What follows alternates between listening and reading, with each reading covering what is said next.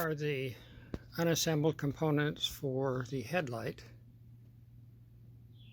So you've got basically three pieces you'll have to assemble, and that's the housing for the LED projector light, your running light, and then this little piece that goes, well, goes like that. Now, I think I've come up with a solution to make these headlight lenses work.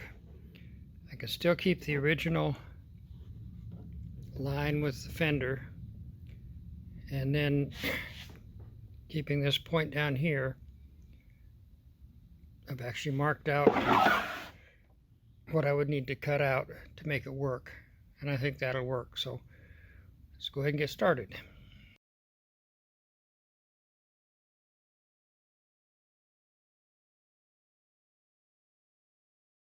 Okay, first attempt on getting the headlights mounted in. Actually, I have it temporarily mounted, but that's just not going to work.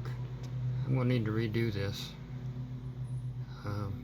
But you can see that the gaps around there which accommodate the lens are actually pretty good. And without the lens,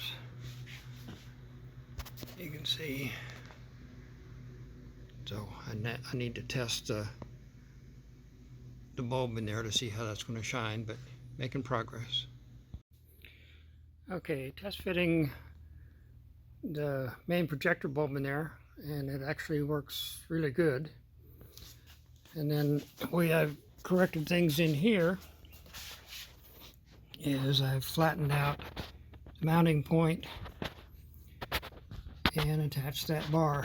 Now, okay, so one of the things that I recognized is that if you look down, that edge right here is not going to clear that. So I need to change that mounting angle iron so that it can be unbolted, so I can get the body off. Then on the other side,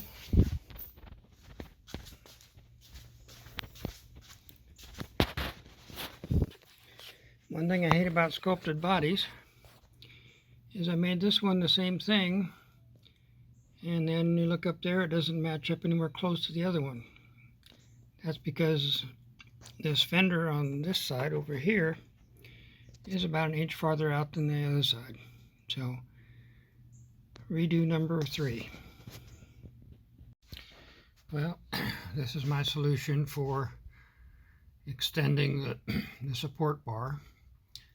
The angle iron has actually 2 bolts that will hold it in place, and I was able to actually then complete the mounting bracket.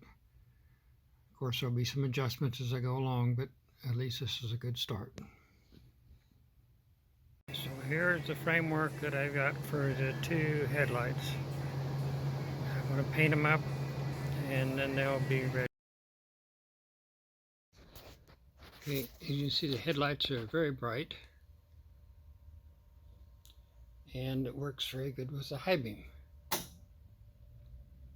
So I think these will work out really good.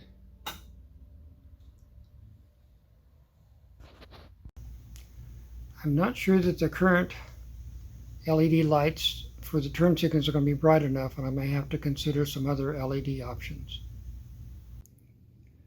Changed out the turn signal lights for some 10mm LEDs. Then I drilled out the housing with a 3/8 inch drill, and that gives me a much brighter turn signal. So happy with that. Then you turn them off. There you go. Right, damn it. We should make an effort to be merciful in victory. Merciful with, our ray guns locked and loaded. We're not stupid. Humanitarian assistance.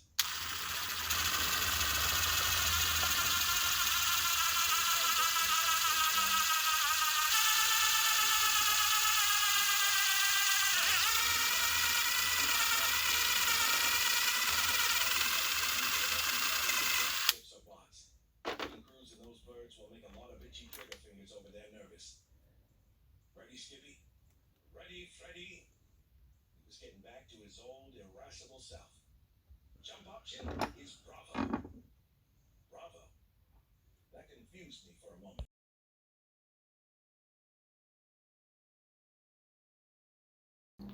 If you have any questions on the headlight components and the cost for that kit, you can contact Nick. I put his information in the description down below. So I thank everybody for watching. If you haven't subscribed, I'd appreciate it. And turn on your notification bell. And again, thank you for watching.